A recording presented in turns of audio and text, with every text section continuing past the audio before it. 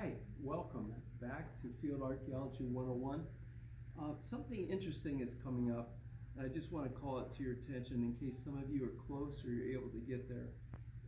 If you can't, that's fine.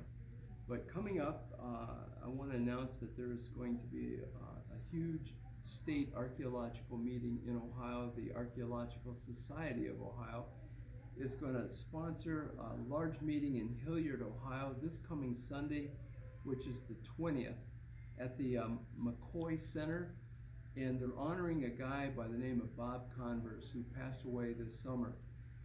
This whole meeting is dedicated to him with displays and artifacts and people from all over the United States that knew Bob. So that's coming up this Sunday, and why is this man so special? And that's what I want to talk about today. So what I'm going to be talking now is relevant whether it's today, next week, or a month from now. And it's basically this. Who is this man that we call Bob Converse? Well, I have a picture of him, and every one of us knows 25 old people who were just great influences in their lifetime. But this man changed the history of the state of Ohio. And because of him and what he did, it impacted many of your states and where you're from. Bob took an academic subject that was tightly woven into universities and colleges, and that's pretty much its nest bed. That's where it is, was, it would always be. But he took it and he brought it to the layman, to you and I, and he brought it to coffee tables right across the state of Ohio. So that means if I'm out plowing my land down in Knox County near Mount Vernon, or down near Chillicothe, or putting in a flower bed in Cincinnati, and I find an arrowhead, you can go to one of Bob's books. And what he did is he took a very technologically tough subject and made it very simple, very easy, very enjoyable to read. And this is an example of one of his books. And he is the first person to do it. And what's fascinating is that Bob is not an academic scholar in archaeology. He studied other things.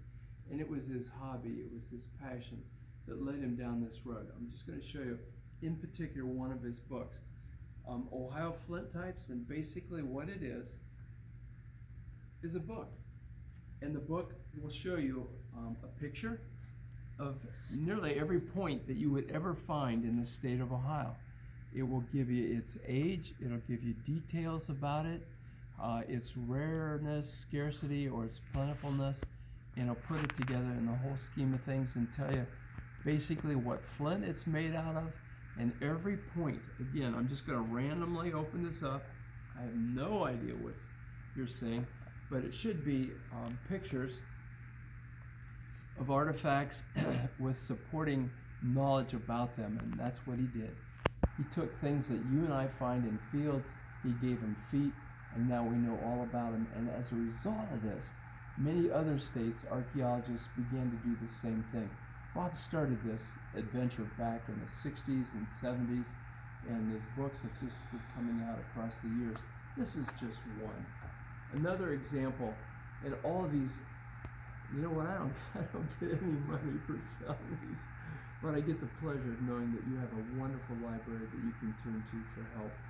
Another book that Bob put together is pretty much all the stone tool types that you would ever find in the state of Ohio. And once again, it gives you a really good cross-section of the particular tool, what they look like, the range from small to large, and then he gives you the history about them. You know, how old are they? Where do they fit together in the whole scheme of Ohio's archaeology? Are they rare? Are they common? When did they first appear? These are things that only the universities held in secret for years and years. But Bob wrote and opened the book for you and I and for everyone else who has wonderfully picked up some of this magic in a nearby field. I wish I could say that he only did one or two or three books and they're great, but the truth is, it didn't stop with one or two. The Archaeology of Ohio, this is a huge achievement where he put together the entire movement of cultures right across the state in a sequence that all of us can understand, follow, and feel like, man, I understand this stuff. Or at least I have a good footing with information on this material. So all these books are available through the Archaeological Society of Ohio. They're wonderful Christmas gifts, birthday gifts. Just tapping yourself on the shoulder saying, I need something nice. And you can add these to your library. And again, what I said was that Ohio chose to honor this man. It's very, very safe and appropriate to call him the father of Ohio archaeology. There is not one person that comes to mind, academic or otherwise, who has come close to doing what Bob has done. And so there's 4 issues a year that come out to our society, and this entire issue is devoted to Bob and his wonderful girlfriend who hung in there with him across the years.